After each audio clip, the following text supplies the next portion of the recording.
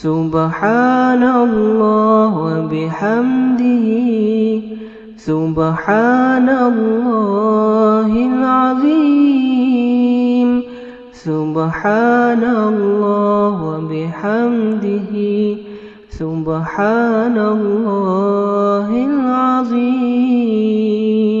رمضان المبارک اسی مبارک مہینے کے لیے 1400 سال پہلے مسجد نبوی کے بلند ممبر سے نبی مہربان محمد صلی اللہ علیہ وسلم نے اپنی امت کو یہ خوشخبری سنائی تھی، لوگو اللہ کا مہینہ برکت و رحمت اور مغفرت کے ساتھ تمہاری طرف آ رہا ہے، وہ مہینہ جو خدا کے نزدیک بہترین مہینہ ہے، جس کے ایام بہترین ایام ہیں، جس کی راتیں بہترین راتیں ہیں اور جس کی گھڑیاں بہترین گھڑیاں ہیں۔ اس مبارک مہینے میں تمہاری سانسیں ذکر خدا میں پڑھی جانے والی تسبیح کا ثواب رکھتی ہیں، تمہاری نیندیں عبادت، تمہارے اعمال مقبول اور تمہاری دعائیں مستجاب ہیں۔ ان ویڈیوز کا مقصد کم وقت میں زیادہ سے زیادہ ایسا علم پہنچانا ہے جس کا تعلق ہماری عملی زندگی سے ہو۔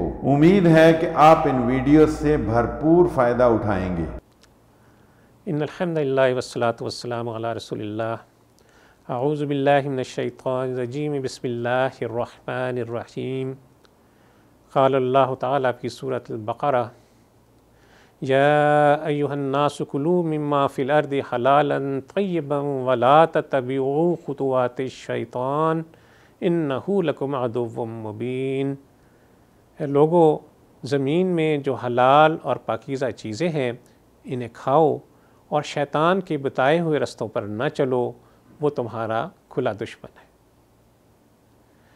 ناظرین کرام، اس ماہ مبارک میں ہمیں زیادہ سے زیادہ عقل حلال کی کوشش کرنا ہے، یعنی ہمیں زیادہ سے زیادہ حلال کمانے کی کوشش کرنا ہے، اپنے رزق کو اپنی محنت سے، دیانت سے، امانت سے زیادہ حلال بنانے کی کوشش کرنا ہے۔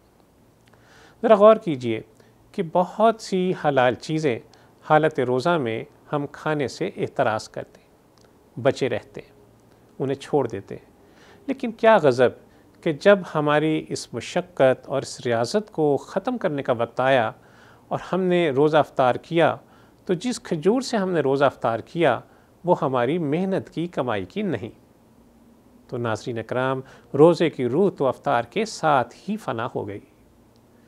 اگر ہمیں اپنے روزوں کو مقبول بنانا ہے تو ہمیں رزق حلال کا اہتمام کرنا ہوگا، بلکہ یوں کہوں گا کہ روزہ ہی نہیں، تمام عبادتوں کو اگر مقبول بنانا ہے تو رزق حلال اس کے لیے بنیادی شرط ہے۔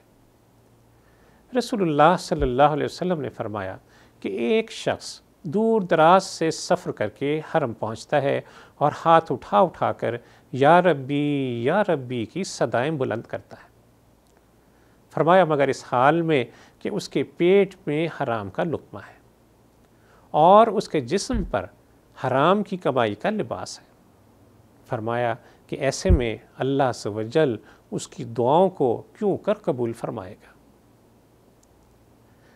سعد رضی اللہ تعالیٰ عنہ ایک مرتبہ رسول اللہ صلی اللہ علیہ وسلم سے کہنے لگے کہ یا رسول اللہ صلی اللہ علیہ وسلم، میرے لیے دعا فرمائیے کہ میں مستجاب الدعوات بن جاؤں۔ مستجاب الدعوات کا مطلب ہے کہ میں جو دعا مانگوں وہ اللہ تعالیٰ فوراً پوری فرما دے۔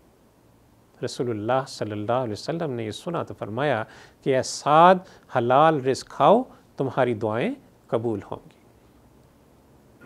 ناظرین کرام، ہم کسی دفتر میں کام کرتے ہوں، کسی کارخانے یا کسی دکان میں، ہمارا تعلق کسی بھی پیشے سے ہو، ہمیں اپنے آجر کی دی ہوئی جاب ڈسکرپشن کی ایک ایک شک کو بڑی جانفشانی کے ساتھ، بڑی محنت اور بڑی دیانت کے ساتھ ادا کرنا ہے تاکہ ہماری کمائی کی ایک ایک پائی رزق حلال میں شامل ہو جائے۔ اس ماہ مبارک میں محنت کی عادت ڈالیے۔ جب 30 دن مسلسل آپ اپنے جاب کے ہر رکن کو دیانت، امانت اور محنت کے ساتھ ادا کریں گے تو انشاءاللہ سال کے 11 مہینوں میں یہ عقل حلال، یہ محنت سے رزق کمانا آپ کے لیے بہت آسان ہو جائے گا۔ اللہ سے جل سے دعا ہے کہ وہ ہمیں حلال طیب رزق کمانے کی توفیق عطا فرمائے، ہماری تمام عبادات، ہماری تمام مناجات کو قبول فرمائے۔ وصلی اللہ تعالی علی خیر خلقہ محمد وعلی آلہ وصحبہ وسلم۔